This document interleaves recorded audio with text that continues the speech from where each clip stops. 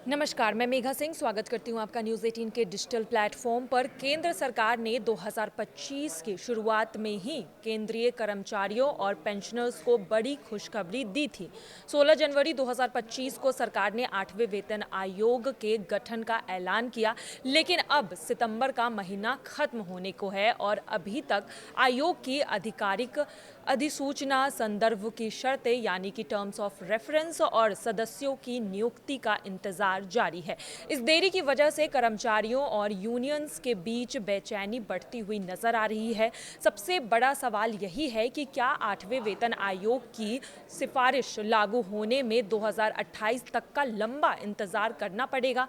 यह सवाल यूं ही नहीं उठ रहा है। पिछली बार का अनुभव बताता है कि किसी भी वेतन आयोग को गठन से लेकर लागू होने तक कम से कम 2 से 3 साल लग जाते हैं। अगर इस बार भी यही पैटर्न दोहराया गया तो 2028 तक का इंतजार करना तय माना जा रहा है।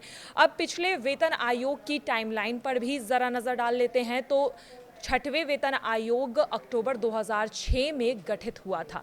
इससे मार्च 2008 में अपनी रिपोर्ट सरकार को सौंपी थी। सरकार ने अगस्त 2008 में रिपोर्ट को मंजूरी दी और इसे 1 जनवरी 2006 से रेट्रोस्पेक्टिव तौर पर लागू कर दिया गया। यानी गठन से लेकर लागू होने तक करीब करीब 22 से 24 महीने लग गए। वहीं 7वें वेतन आयोग की अगर बात की जाए तो फरवरी 2014 में गठित हुआ और मार्च 2014 तक इसका TOR तय हो गया।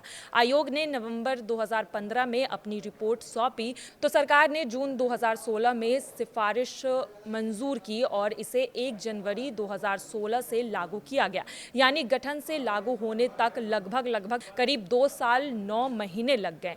इस तुलना में ये साफ है कि अगर दोनों आयोगों को अगर औसत तौर पर देखा जाए तो 2 से 3 साल का समय लगा है। अब 8वें वेतन आयोग की मौजूदा स्थिति को देखें तो 16 जनवरी 2025 को इसका ऐलान किया गया था, लेकिन अब तक ना तो TOR जारी हुआ है और ना ही आयोग के सदस्यों के नाम के सामने आने की कोई भी खबर सामने आई है। यानी असली प्रक्रिया की शुरुआत अब भी बाकी है। अगर आयोग आने वाले महीने में गठित हो जाता है तो रिपोर्ट बनने में कम से कम 2 साल लगते हैं, तो यह रिपोर्ट 2027 तक तैयार हो जाएगा।